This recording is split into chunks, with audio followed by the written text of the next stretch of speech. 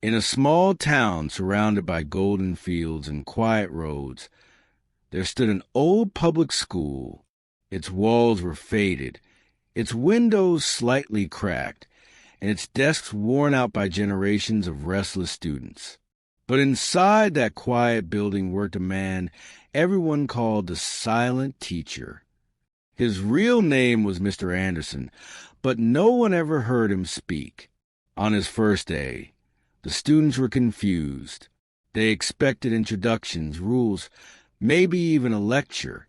Instead, he simply walked into the classroom, smiled gently, and wrote on the blackboard, "Good morning."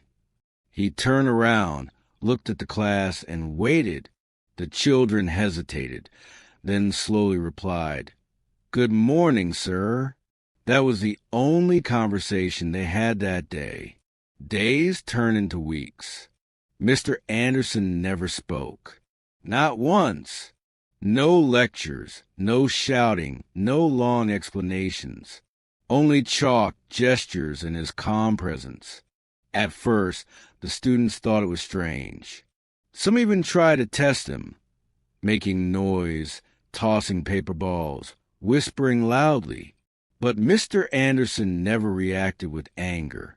He would simply stop writing, look at them with steady eyes, and wait. That silence was heavier than any punishment. Gradually, something began to change. Students started paying attention, not because they were forced to, but because they wanted to understand. Mr. Anderson taught everything through writing, diagrams, and expressions. When someone didn't understand, he didn't explain with words. He would draw again, slower this time, or guide the student's hand until they found the answer themselves. One day, a boy named Jake struggled with a math problem. He grew frustrated, slammed his book shut, and muttered, "I can't do this." Mr. Anderson walked up to him, picked up the chalk, and wrote the problem again. Then he broke it into smaller steps. He pointed at each part, encouraging Jake to try. Jake hesitated, then followed along. Step by step, the answer appeared. Mr. Anderson smiled and gave a small nod. No words, just belief. That moment stayed with Jake. Soon, the classroom transformed. Students helped each other more. They listened better. They observed carefully. Without realizing it, they had become more patient, more focused, and more respectful. Mr. Anderson had taught them something deeper than subjects. He had taught them how to learn. Months later, a new teacher joined the school. Curious about Mr. Anderson, she asked the principal, "Why doesn't he speak?" The principal smiled. "He can speak," he said softly. "He just chooses not to." The teacher was surprised. "But why?" The principal looked out at the playground where students studied and laughed together. "Because he believes words are often used too easily. He wants the students to listen, not just to him, but to themselves." One afternoon, during final exams, a heavy storm hit the town. Rain poured down and electricity went out. Many students couldn't make it to school, but Mr. Anderson was there as always. A few students arrived, soaked but determined. The classroom was dim, lit only by faint daylight through the windows. Mr. Anderson didn't cancel the class. He picked up a piece of chalk and continued teaching. No complaints, no excuses.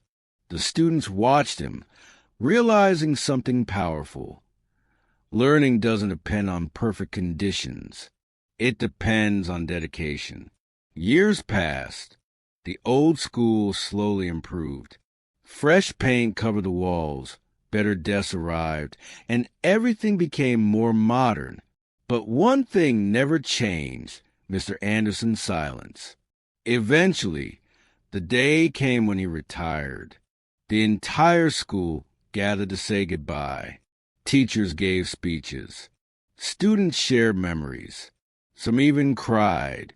At the end, the principal invited Mr. Anderson to say a few words. For the first time in years, he stepped forward. The room fell completely silent. He looked at his students, now grown, confident, and capable. He took a deep breath and spoke. "Thank you." Just 2 words. His voice was soft, but it carried the weight of everything he had ever taught. The students stood there, stunned. After a lifetime of silence, his first words weren't lessons or advice. They were gratitude. In that moment, everyone understood. The silent teacher had never been silent at all. He had been speaking through actions, patience, and belief all along. And those lessons would echo far longer than words ever could.